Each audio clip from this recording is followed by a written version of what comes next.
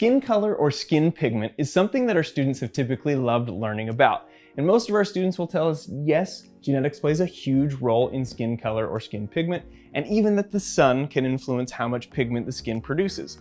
But what layer specifically is responsible for the skin pigment?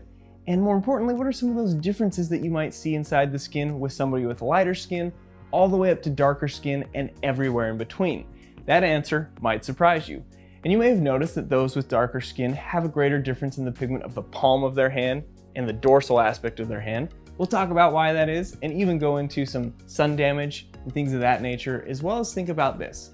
If I were to remove the skin from a body, yes, I do understand that sounds a little bit morbid, but we are a cadaver lab.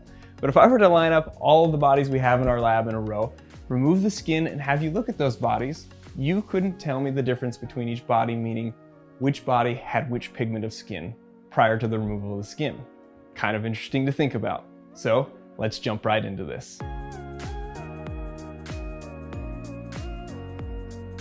So for us to fully appreciate skin color or skin pigment, we have to review the skin a little bit.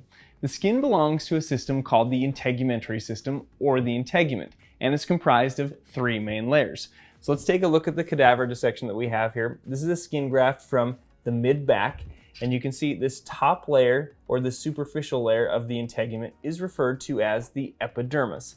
Epi just means upon, dermis means skin.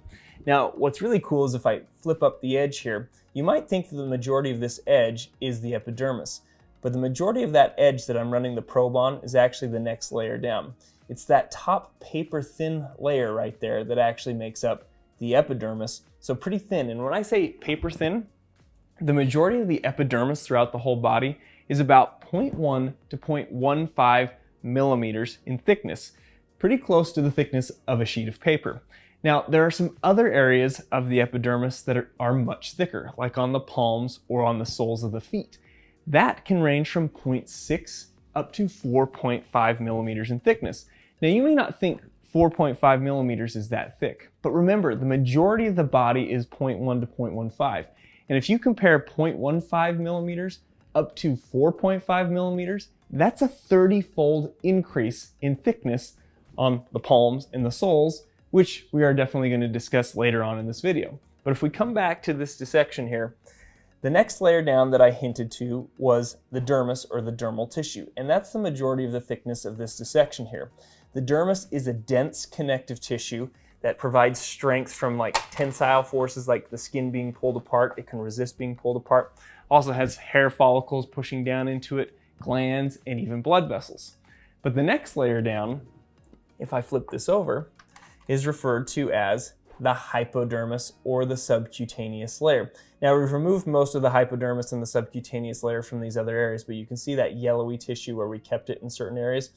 And the hypodermis is made out of an adipose tissue. And adipose can range from relatively thin all the way up to inches thick. And that adipose layer, or that subcutaneous layer, also known as the hypodermis, because anatomists love naming things, it is for energy storage and insulation. And I just want to be clear here. The true skin is actually the epidermis and the dermis. We add the hypodermis to complete the whole integumentary system. So it's kind of like the epidermis and dermis, the skin is a subset of the whole integument. But what are we here for? We want to talk about where the pigment comes from. What's interesting is if we talk about tattoos, the majority of tattoo ink or pigment gets deposited into the dermis. And we have a pretty cool tattoo video that we'll link that at the end of the video if you want to take a look at that later. But the majority of the ink, like I mentioned, or pigment from tattooing is in the dermal tissue. But there's a big difference from depositing artificial ink or pigment versus creating your own pigment. And how we create our pigment, or where we create it, is specifically in that epidermis, which is crazy to think about again because the majority of it is only 0.1 to 0.15 millimeters in thickness. So all the color that I shouldn't say all, but the majority of our skin pigment, some of it is influenced by like blood supply and things like that. But the pigment itself, just in that top paper thin layer that we call the epidermis. So obviously we're gonna have to go a little bit deeper into the epidermis to fully understand pigment formation or pigment production. So if we zoomed into that top edge of the epidermis here, again, it would look paper thin to the naked eye, but as we zoomed in, we would see that it is cell upon cell stacked on top of each other, or multiple cell layers thick. The majority of the cells of the epidermis, or at least 90% of the cells that make up the epidermis, are referred to as keratinocytes. Cyte meaning cell, keratin because they produce a protective or strong protein called keratin. That keratin helps bind the cells together and in turn helps protect us on the top layer from friction and abrasion. But the keratinocytes don't produce the pigment. That's going to be the job of another cell. Now remember, we're really zooming into this epidermis, and this epidermis can be further subdivided, or what we'll see is there's sublayers. The bottom row of cells of the epidermis is referred to as the stratum basale. And again, the majority of that's going to have keratinocytes, but it will have, interspersed between the keratinocytes, another cell that's important called the melanocyte. Cyte meaning cell, but because they produce melanin, they get called melanocytes. And melanin is that pigment that gives the color to the skin. Now, because the melanocytes interact with the basale, the bottom sublayer here, and the next sublayer above, I have to mention some key points with those sublayers. The stratum basale, those keratinocytes, are mitotically active, meaning they constantly divide. And a cell will divide and get pushed up to another layer. And when the next cell is copied, the cell that was here then moves up and a new one comes in its place. And eventually this continues to happen so that one cell that was at one point in the stratum basale will eventually make it all the way to the top of your epidermis and flake off and contribute to the dust of your house. Now, the melanocytes are going to be doing something to those cells in the basal layer, but they'll also interact with the cells in the sublayer above called the stratum spinosum. Now, the stratum basale was only one cell layer thick, but the stratum spinosum is up to 8 to 10 cell layers thick. Now, some of you are geeky anatomists and want to know why things get named the way they did. Now, these cells in the spinosum, when they were looked at under the microscope, they would shrink down. But because they were attached to all the other surrounding keratinocytes, even though the majority of the cell would shrink down, the places where it was still attached to the other cells would be kind of pulled out, attaching to each other, and it looked like little spines on the outside of the cell membrane, hence the name. But those melanocytes, let's really dive into these things now. These are really cool cells that we already know produce melanin.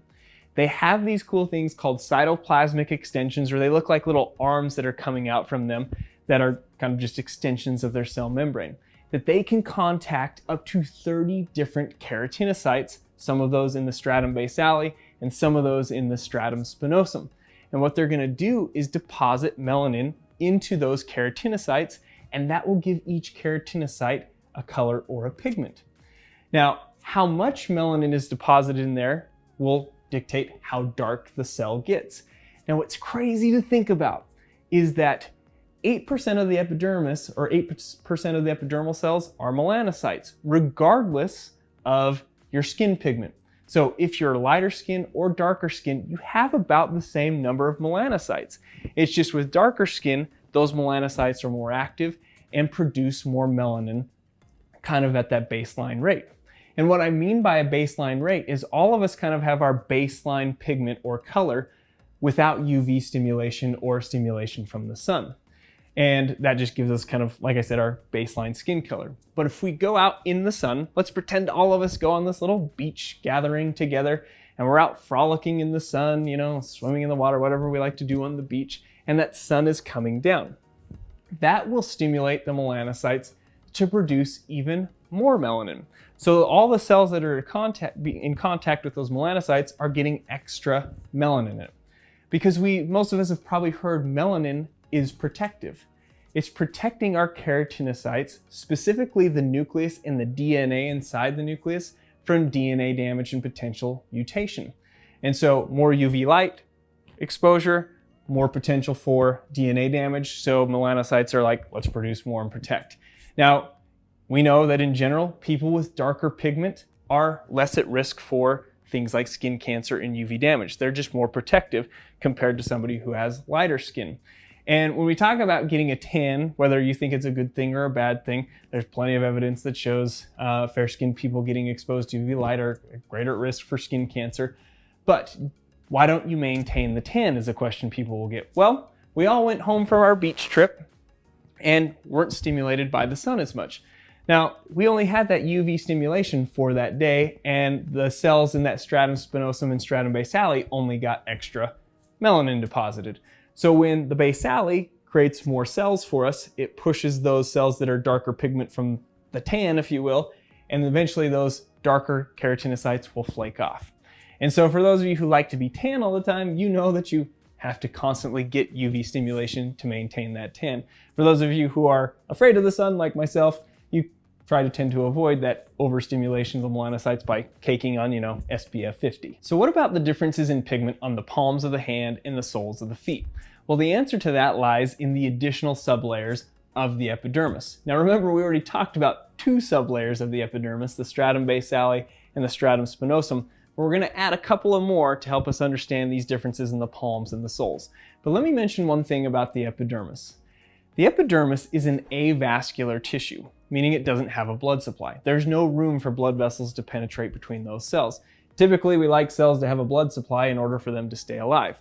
But the dermis underneath the epidermis, where the epidermis plops down on top of, does have a blood supply. So those cells in the bottom, like the cells of the stratum basale, those are the most mitotically active. They're close enough to blood that they can continue to divide and get those nutrients. But as the cells get pushed up further and further away from the blood, they start to flatten out. And that's exactly what happens in our next sublayer that we're going to talk about. This is called the stratum granulosum. And yes, those cells are flattening out, but they're also releasing these little granules full of lipids. And these granules, you can kind of think of these little sacs filled of lipids and oils. And they're releasing them outside of themselves. So essentially coating themselves in oil. Now, why would these cells do that? Well, if we think about the mortal enemy of oil, that is water. So we're creating this waterproofing barrier in the epidermis so water cannot pass freely in and out of the epidermis. Kind of cool, but admittedly, there's no difference between the palms and the soles and everywhere else in the body. They just have this typical granulosum in those areas. But when we get to the top layer, called the stratum corneum, those cells have fully flattened out and are completely dead. You'll have a stratum corneum everywhere in your body. And in some areas, it can be a couple cell layers thick, but in the palms and in the soles, it can be up to 50 cell layers thick, contributing to that extra thickness here. Now think about light trying to penetrate through more cell layers. And then you may have noticed one other thing. I didn't mention another sublayer called the stratum lucidum. The stratum lucidum is in between the granulosum and the corneum. The reason I didn't mention it initially is because you only find that on the palms of the hand and the soles of the feet and nowhere else throughout the body. Now, lucidum refers to like being lucid or transparent or full of light, and again, producing an additional thickness to the palms and the soles. So you're adding all this extra thickness and makes it harder for light to penetrate through, and it kind of makes sense when you look at your palms or the soles of your feet. Now, a couple other things to consider. Most of us aren't exposing our palms to the sun very often either. Just the natural position of how we hold our hands, they don't get exposed quite as much, and definitely the soles, as you're just walking down on the ground a lot of the time, don't get nearly as much sun exposure. That's the same essentially with everybody with lighter pigmented skin all the way up to darker. The difference is those with darker pigments, it's just more noticeable because they have that darker pigment everywhere else. So that change is a little bit more dramatic or more noticeable. Now, like I mentioned at the beginning of the video, I have to touch a little bit on sun damage, and that's mostly because of our aesthetic students, because whenever they come into the lab, one of the first things they point out on this particular skin graph is they point to all these little areas and they're like, what? Sun damage? And as you can see, they're pointing out those areas of hyperpigmentation or other spots that a lot of us will refer to as freckles. Now, there are two types of freckles. One is called aphelides and the other is called lentiginous. Aphelides, that funny name there, is more of an inherited type of freckle that you'll see in really light-skinned people and appears to just be a genetic thing. Now, lentiginous is more of a sun damage or a sunburn freckle, as some people will refer to it as. And that's because of overexposure to the sun and potential sun damage. And these areas where you're seeing those freckles or those lentiginous, that is a buildup of melanin or little patches of melanin in those areas, again, because of overexposure to the sun. Now, I always say to people, yes, the evidence is pretty clear that light-skinned people are more at risk for developing skin disorders and skin cancer because of UV exposure, but we'll let everybody decide how much sunscreen you want to lube up with. You know, I typically recommend throw the 50 on and go play in the water and frolic on the beach. As always, thanks for watching, everyone. If you want to support the channel, you can subscribe, smash the like button, and even write some comments below and let us know what you thought of the video, as well as future videos that you might like to see. And we'll see you in the next video.